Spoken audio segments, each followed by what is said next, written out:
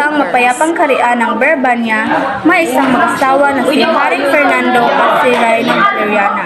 May 3 anak siya. Ang pinakamatanda ay si Don Pedro, ang ikalawa ay si Don Diego, at ang bunso ay si Don Juan. Hanggat isang ermitanyo ang dumating at nagsabi ang tanging nakapagpagaling sa kanya ay ang 7 awit ng Ibong Adarna. Ang Ibong Adarna ay matatagpuan sa puno ng Piedras Plata sa bundok Tabor.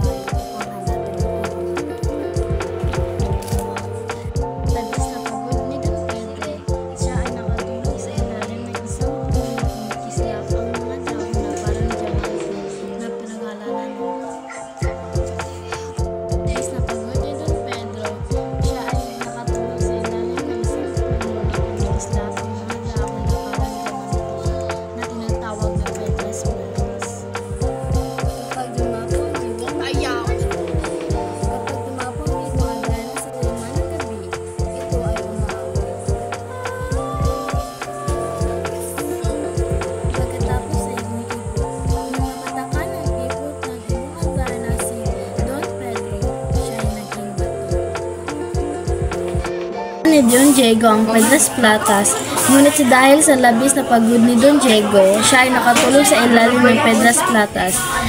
Sa kaliman ng gabi, dumapo ang Ibong Adarna at umawit.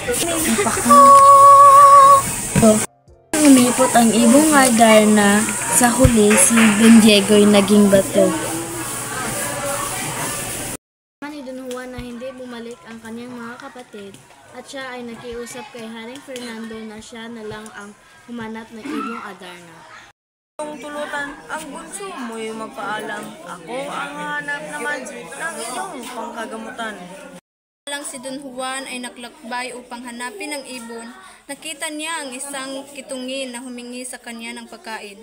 Dahil sa kabutihan ni Don Juan, ibinigay na kanyang huling tinapay sa kitungin. Ito, tinulungan siya ng kitungin kung paano matagpuan ang Ibong Adarna.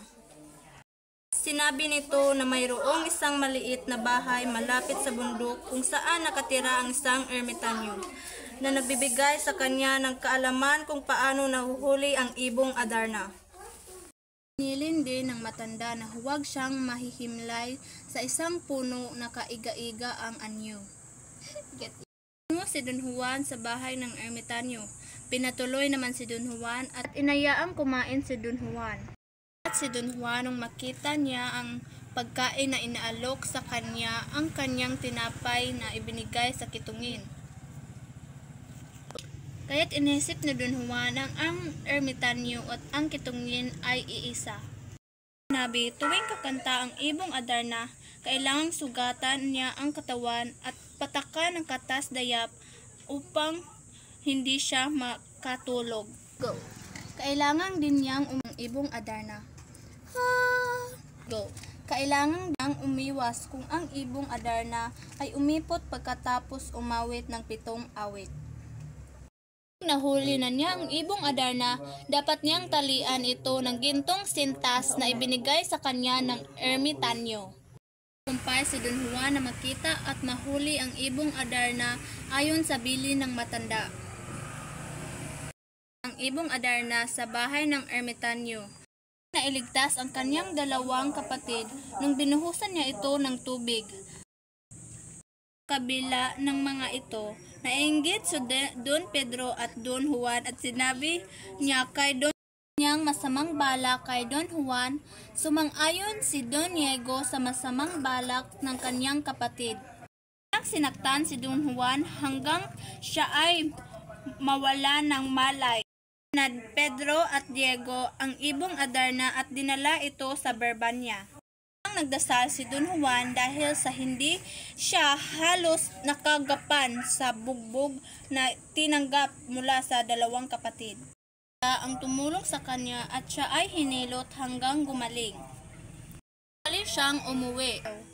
At sa kanyang 7 mga awit, ay patungkol sa ginawa ng dalawang prinsipe kay Don Juan na doon gumaling ang hari. Ang iyong bunsong anak, nagtiis ng madlang hirap. Nagtiis ng madlang hirap. Go! Ang iyong bunsong anak. Go! Ang iyong bunsong anak. Ang iyong But, Ang iyong bunsong anak, nagtiis sa madlang hirap. go! Ang iyong bunsong anak, ang iyong bunsong anak. Ang iyong... Go! Payapang kaharian ng Berbanya, may mag-asawa na ang pangalan ay si Haring Fernando at si Reyna Valeriana. May 3 silang anak na lalaki. Ang pinakamatanda ay si Don Pedro, ang ikalawa naman ay si Don Diego, at ang bunso ay si Don... Tulutan ang bunso mo'y magpaalam. Ako ang hanap naman ng iyong pangkagamutan.